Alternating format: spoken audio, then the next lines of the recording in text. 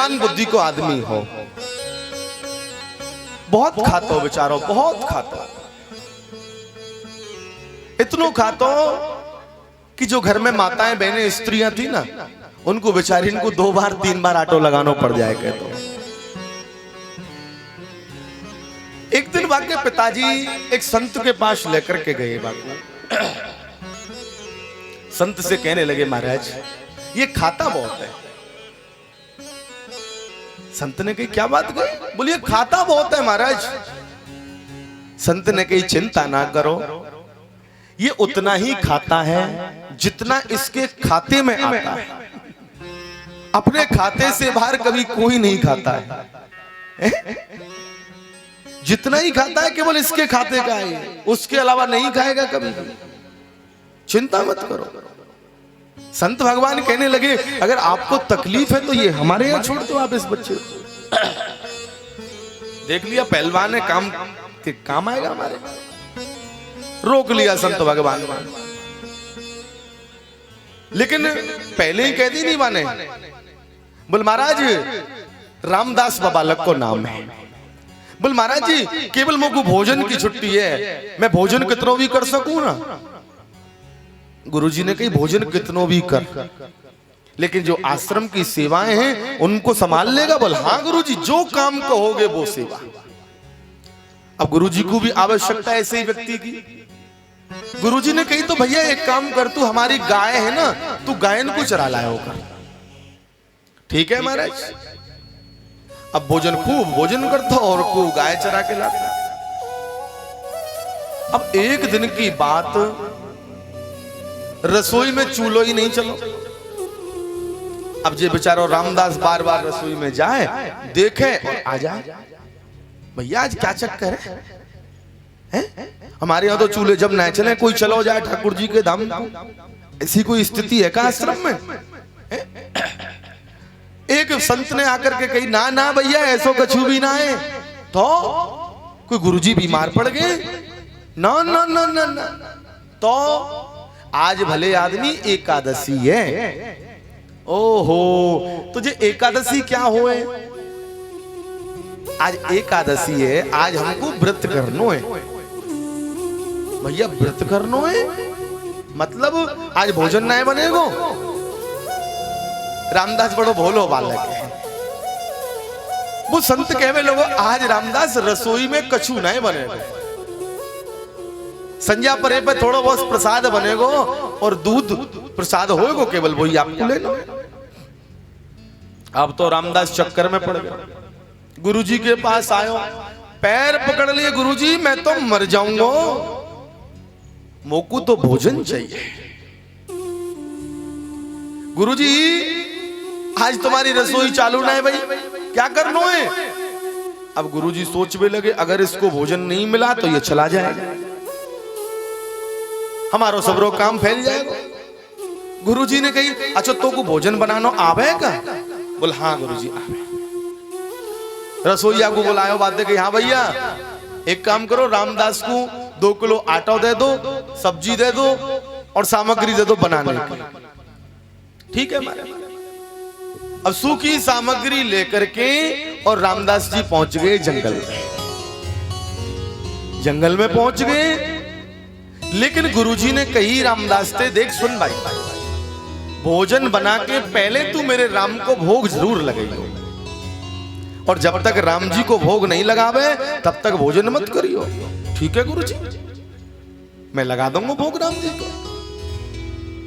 अब रामदास ने बड़ा सुंदर भोजन बनाए हैं, गाय चल रही थी आराम से। अब रामदास ने जब भोजन बना के आसन पर बैठ गए, सोई महाराज राम जी को बुलाने लगे, राम जी को याद करने लगे। राजा राम आइए, मेरे राम आइए, मेरे भोजन को भोग लगाइए। राजा राम आइए, श्याम आइए, मेरे भोजन का भोग लगाइए। ओ राजा राम आइए, मेरे राम आइए, मेरे भोजन को भोग लगाइए, मेरे भोजन को भोग लगाइए। आज ये राम जी को याद करने लगा। और देखो प्रभु, जब तक आप नहीं आओगे तब तक हम भोजन नहीं करेंगे। आपको तो आना ही पड़ेगा। राजा रामो आइए, मेरे रामो आइए, मेरे भोजन को भोग लगाइए, मेरे भोजन को भोग लगाइए। आज यह भक्त ने राम जी को बुलायो है और देखने लगो राम जी तो आए, लेकिन संग में सीता को भी लाए। सीता मैया को संग लाए। राम जी से पूछने लगो ये भक्त, प्रभु ये कौन है? राम जी बोले हमारी पत्नी है। और कौन है? अच्छा, लेकिन गुरुजी ने बताई नहीं। गुरुजी ने कही अकेले राम जी आएंगे। चलो कोई बात नहीं। राम जी को भोजन करायो है, पत्तल लगाई है, बड़ो सुंदर भोजन राम जी ने करो, जानकी ने करो। अब महाराज बा भक्त के लिए कछु नहीं बचो। पूरो एकादशी को व्रत है गो बेचारे को। लेकिन सोच में लगो चलो कोई बात नहीं। राम जी आए, उनकी पत्नी भी आई, उन्हें सुंदर भोजन करो, मेरो मन तृप्त है गया। लौट करके आ गए। अब 15 दिन बाद फिर एकादशी पड़ गई महाराज। अब्बा को तो वही नियम। अब गुरुजी तो कह लोगो, गुरुजी ने आटो बढ़वा दीजिए थोड़ो सा। बोल क्यों? क्योंकि गुरुजी राम जी अकेले ना आमे, वो अपनी पत्नी को भी संग लेके आमे। बड़ा भोला है। अच्छा भैया, गुरुजी समझ गए थोड़ो भूखो रहेगो होगो। चल भैया रसोईया थोड़ो सा आटो सामग्री और बढ़ा दीजिए। अच्छा महाराज ठीक है। पहुंच गए जंगल में। जंगल में जाकर के पुणे बाने सुंदर सूखी भोजन सामग्री बनाई है। अब राम जी के संग सीता को भी बुलाने लगे हैं। राजा रामो आइए, सीता रामो आइए, मेरे भोजन को भोग लगाइए, मेरे भोजन को भोग लगाइए। हाँ, मेरे भोजन को भोग लगाइए, मेरे भोजन को भोग लगाइए। राजा राम आइए, सीता राम आइए, मेरे भोजन को भोग लगाइए। अब जब सीता जी संग में चल रही महाराज, राम जी ने देखो राम और सीता दोनों जा रहे हैं। इधर लक्ष्मण जी देखने लगे, महाराज कहाँ? आज आप दोनों के दोनों जा रहे हो? पहले भी दोनों गए अकेले के अकेले, हम भी संग चलेंगे।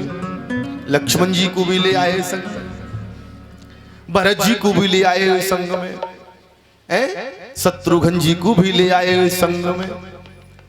धीरे धीरे करके पूरो राम दरबार आ गए। अब एक बार अंत में एकादशी के दिन क्या किया या रामदास ने? भोजन ही नहीं बनाया।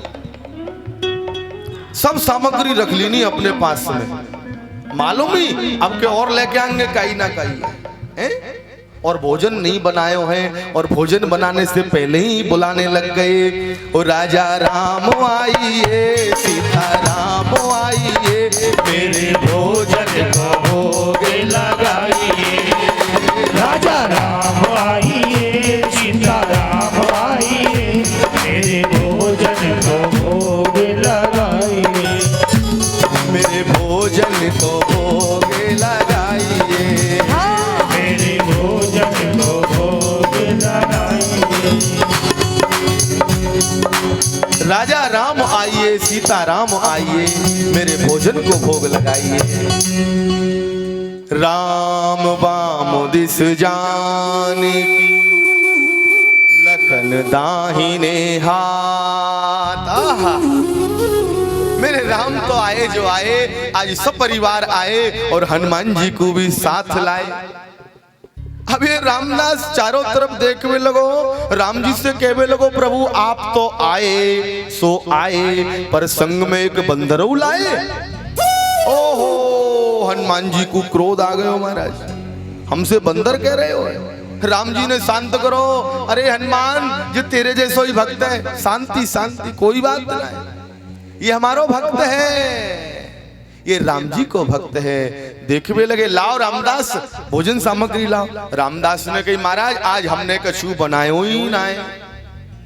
राम जी ने कही क्यों, तो हमें कछु खिलाओगे नहीं? प्रभु अब तक मैंने आपको बहुत खिलाए लियो, अब आपकी पत्नी भी तो संग में है, हमारे यहाँ ऐसे कहो करें स्त्री के सामने पुरुष को नहीं बनाना चाहिए भोजन। फिर वो मैंने तो बनाया 2-3 बार, अब एक बार इनते बनवाए लो कछु। आज पूरे राम दरबार को लगा दियो, भरत जी को भेज दियो लकड़ी बीन करके लाओ, लक्ष्मण जी ते कह दी नहीं महाराज तुम चूल्हो जलाओ, जानकी ते कह दी तुम आटो गूंदो, राम जी ते कह दी आप बैठ जाओ आसन लगा करके। बड़ा सुंदर भाव इस भक्त का है। हमारे कलयुग में भाव की महिमा है, भक्ति की महिमा है, अद्भुत आनंद और संतों के दर्शन हम और आप करते रहें, केवल इसी से हमारा जीवन सार्थक हो जाता है। आओ प्रेम से भैया के संग एक सुंदर से संकीर्तन भजन का आनंद हम प्राप्त करें।